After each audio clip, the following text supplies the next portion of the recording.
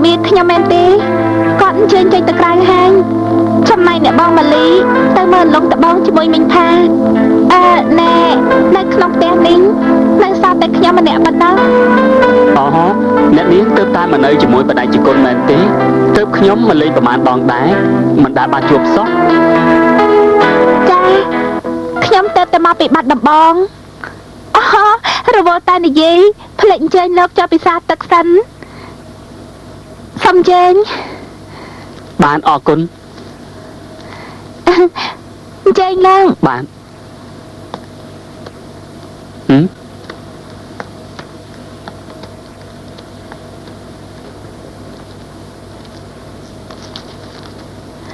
អញ្ជើញកុយនេះណានាងផ្លែឈើលោកម៉ែខ្ញុំ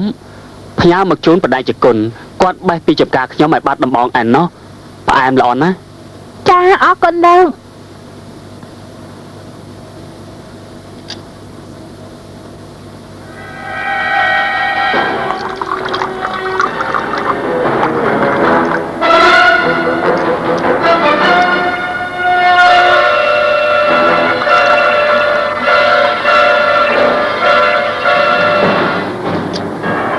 និយាយពីសារទឹក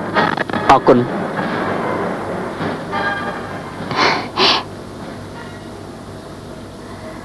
លោកជាអ្នកស្រុកបាត់ដំបងដែរបាទខ្ញុំធ្វើជាប្រជួយខេត្តបាត់ដំបង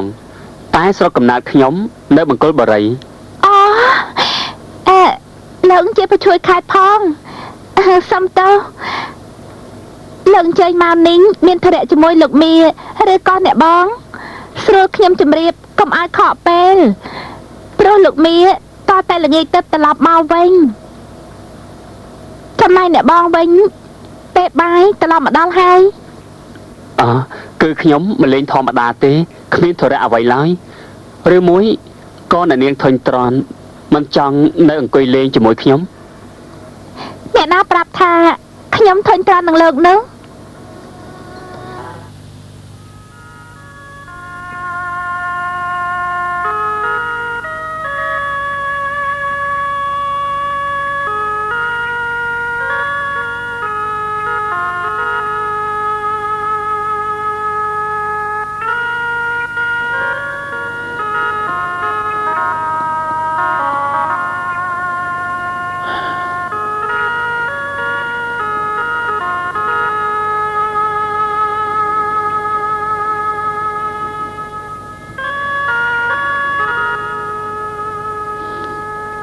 សៀវភៅ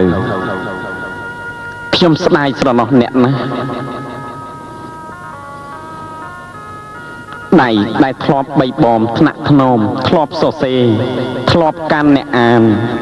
តែឥឡូវខ្ញុំជំនួសអ្នកដោយកាន់ដងចបនិងដៃស្បែកវិញហើយ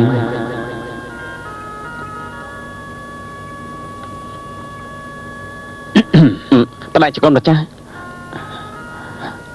អញ្ជើញអង្គុយបដិជគុណមិនបាច់ទេខ្ញុំអង្គុយទីនេះបានហើយឮថាចិត្តឯងឈឺប្រហែលថ្ងៃនេះខ្ញុំរវល់ពេកមិនបានមកអើតមើលសោះឥឡូវបានធូរស្បើយខ្លះហើយឬនៅ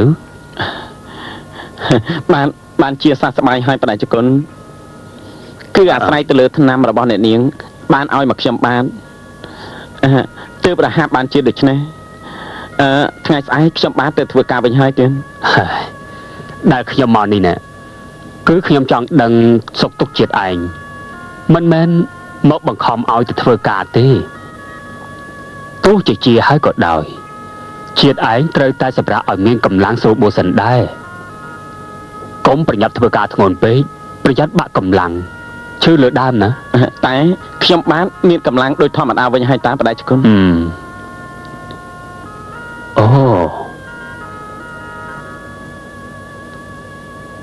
សុទ្ធតែសៀវភៅអក្សរសាស្ត្រផងជាតិឯងរៀនដល់ថ្នាក់ណាដែរសុទ្ធតែជាសៀវភៅមិត្តភ័ក្តិគេផ្ញើទុកខ្ញុំបានទេបដិជគុណចំណែកខ្ញុំបានរៀនសូត្របានតិចតួចណាខ្ញុំទៅវិញហើយជាតិឯងធ្វើអីក៏ធ្វើបន្តទៀតទៅចុះបានបដិជគុណអ្នកពូខ្ញុំសូមផ្ដាំផ្ញើទៅប្រមាផងព្រោះខ្ញុំបានរំខាននាងឲ្យលំបាកច្រើនណាស់ប្រហែលថ្ងៃនេះ ធ្ងន់ធ្ងរអីប៉ុណ្ណឹងនោះជាតិសម្រាប់កូនស្រីរឿងដាំបាយ